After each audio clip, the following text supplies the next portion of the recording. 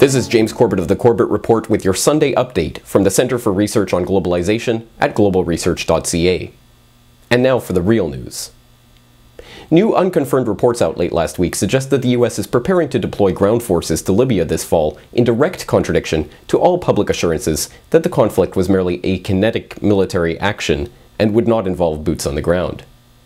The reports, citing military sources at Fort Hood, indicate that additional special forces will be sent to the region in July, with the 1st Cavalry Division and 3 corps to be deployed in the country in October or November. In total, nearly 30,000 troops are said to be preparing for this escalation. These reports are further bolstered by recently released videos showing what appears to be NATO military advisors directly interfacing with rebel forces on the front lines of the ground conflict.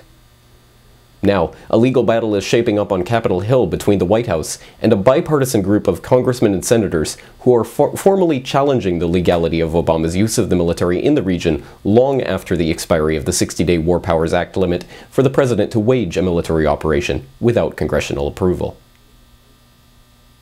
We're here today to announce the filing in federal court of a lawsuit that challenges the constitutionality of the war against Libya.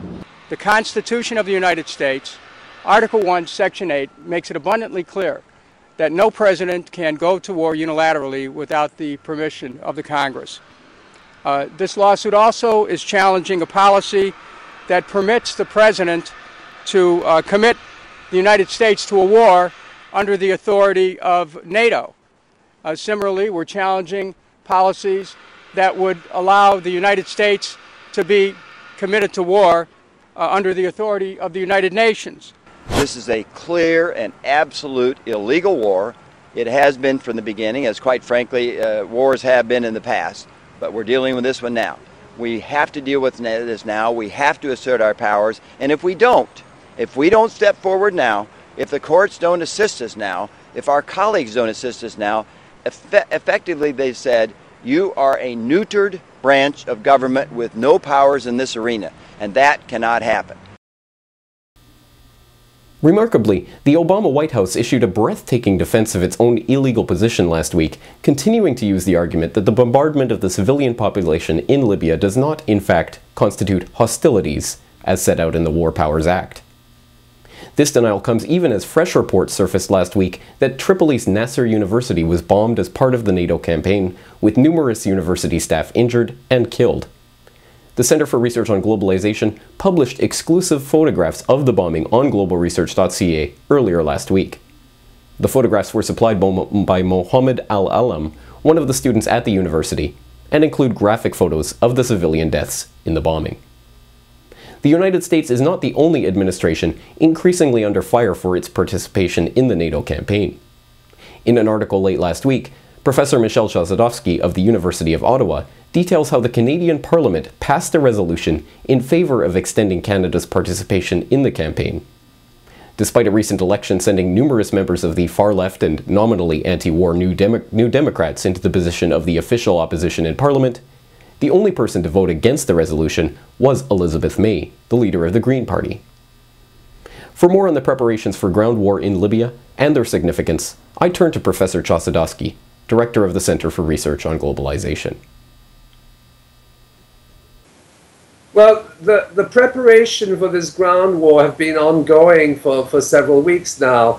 I think what is quite revealing is the fact that the USS George H.W. Bush, which is named after Bush Sr., which is the largest naval vessel in the world. It's an aircraft carrier which has just come out and it's on its maiden voyage.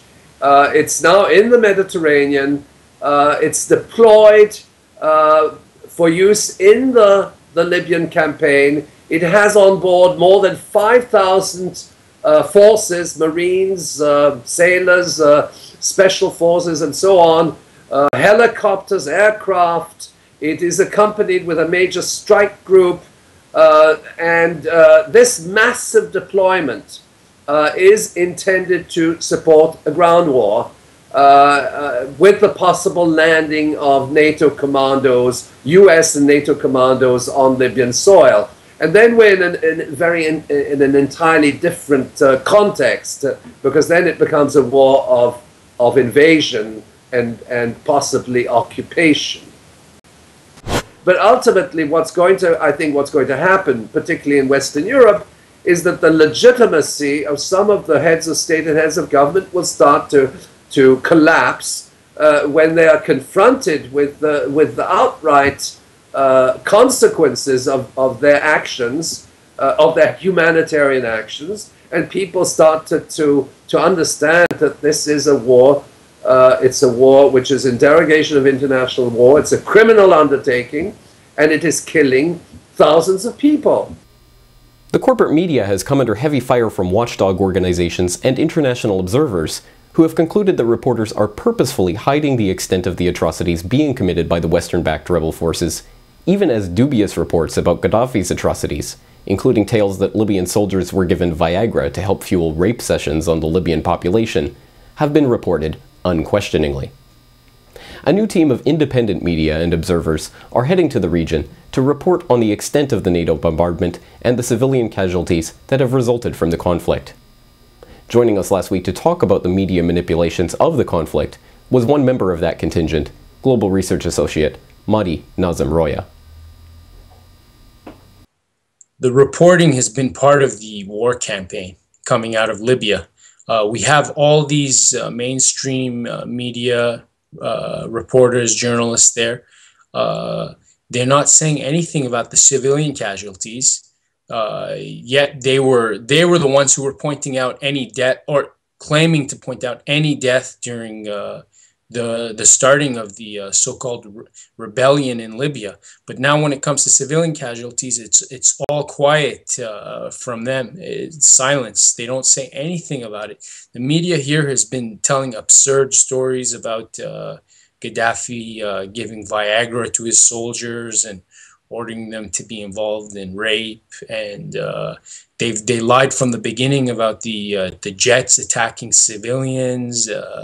All types of lies, the same types of lies we saw in Iraq when they talked about 1 million troops about to invade Saudi Arabia, about Iraqi soldiers killing Iraqi babies, throwing them out of incubators, which has been proven to be a lie.